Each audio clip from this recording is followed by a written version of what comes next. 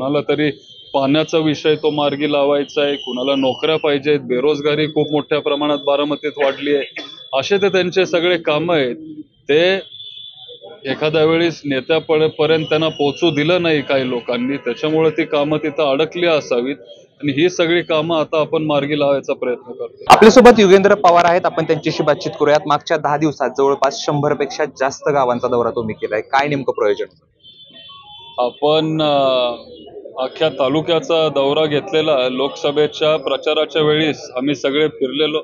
त्यावेळेला आम्ही लोकांना विनंती केलेली की सुप्रियाताईंना तुम्ही मोठ्या मताधिक्याने निवडून दिलं पाहिजे आणि पवार साहेबांमुळे लोकांनी ते सगळं केलं. त्याच्यामुळं आम्हाला सगळ्यांना वाटलं की परत एकदा आपण तिथं गेलं पाहिजे, एक त्यांना आभार आपला तिथं व्यक्त केला पाहिजे आणि त्या पद्धतीचा हा आमचा दौरा होता. मला सांगा, तुम्ही म्हणताय की आभार व्यक्त केलं पाहिजेत म्हणून तुम्ही गेला होता, परंतु विधानसभेच्या दृष्टीने देखील तुम्ही तयारी करता आहात, सगळे कार्यकर्ते कामाला लागलेले आहेत, त्या दृष्टीने गावकऱ्यांचा रिस्पॉन्स कसा आहे?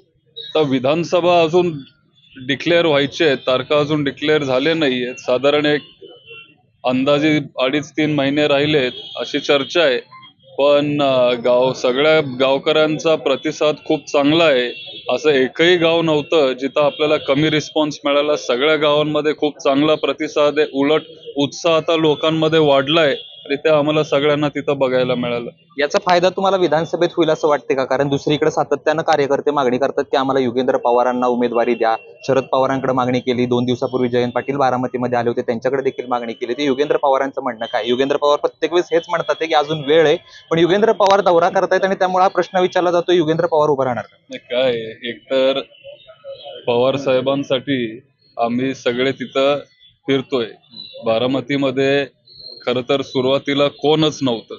त्याच्यामुळं आम्हाला सगळ्यांना वाटलं की आजोबांसाठी काहीतरी कुणीतरी पुढं आलं पाहिजे आणि त्याच्यामुळं खरं तर आम्ही हे सगळं फिरायला लागलो. नंतर कार्यकर्त्यांसोबत सगळ्या गावकऱ्यांसोबत संपर्क आमचा वाढत गेला आणि ही त्यांची भावना असेल, पण शेवटी महाविकास आघाडी आहे, मित्र पक्ष आहेत, उद्धव साहेब ठाकरे असतील, काँग्रेसचे सगळे ज्येष्ठ नेते असतील, पवार साहेब, सुप्रियाताई, जयंत पाटील साहेब, सगळ्यांना एकत्र यावं लागेल.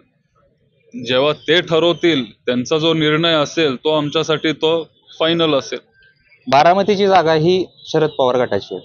अध्यक्ष आहेत शरद पवार, प्रदेशाध्यक्ष आहेत जयंत पाटील. शरद पवारांना ज्यावेळेस मागणी केली होती कार्यकर्त्यांना शरद पवारांनी सांगितलं तुमच्या मनासारखं होईल, अजून थोडे दिवस जाऊ द्या. जे जयंत पाटील आहेत त्यांनी देखील संकेत दिलेले आहेत, तुम्हीच उमेदवार, उगवतं नेतृत्व आहे, पाठिंबा आहे, रस आहे, असं बोललेत. त्यामुळं फिक्स आहे जवळपास की युगेंद्र पवार उभं राहणार. त्याच्यानंतर तुमचं काय बोलणं झालं होतं आणि असेल तर युगेंद्र पवारांची भावना काय, जर सांगितलं तर लढणार का? अरे आता जयदीप, किती वेळा आपण याच्यावर बोललोय आणि जर तरचा विषय, शेवटी मी एक छोटा कार्यकर्ता म्हणून मी इथं काम करतोय. सगळं ह्या ज्येष्ठ नेत्यांच्या हातांमध्ये. जर त्यांनी ठरवलं तर उद्या आपण बघू काय करायचंय ते. मला एकटाचा मी हा निर्णय घेऊ शकत नाही. सगळ्या कार्यकर्त्यांशी बोलावं लागेल, माझ्या कुटुंबाशी बोलावं लागेल, मग आपल्याला सगळ्यांना ते बसून ठरवावं लागेल. पण हे जर तरचा विषय जेव्हा सगळे ज्येष्ठ नेते ठरवतील, पवार साहेब जेव्हा निर्णय घेतील, तेव्हा तुम्हाला सगळ्यांना ते सांगतील. पण हे ठीक आहे, उमेदवारी मिळेल न मिळेल, तुम्ही लढाल न मिळेल, पण बारामती विधानसभेत तुतारी वाजेल. बारामती विधानसभेतच नाही, अख्ख्या महाराष्ट्रामध्ये तुतारी वाजणार आहे. गावकऱ्यांचा कसा रिस्पॉन्स आहे, काय मागणं मागतायत, किंवा गावकऱ्यांच्या बारामती विधानसभा मतदारसंघात तुम्ही फिरताय, तो बारामती विधानसभा मतदारसंघात काय बदल व्हावा अशी मतदारांची किंवा नागरिकांची अपेक्षा? काय आहे, अनेक वर्षांपासून खूप त्यांची कामं बऱ्यापैकी झालेली नाहीयेत. म्हणजे आणि किरकोळ गोष्टी आहेत. कुठंतरी कुणाला तरी घरकुल पाहिजे, कुणाला तरी कुठला तरी कनाल दुरुस्त करून पाहिजे, कुणाला तरी पाण्याचा विषय तो मार्गी लावायचा आहे, कुणाला नोकऱ्या पाहिजेत, बेरोजगारी खूप मोठ्या प्रमाणात बारामतीत वाढली आहे. असे ते त्यांचे सगळे कामं आहेत.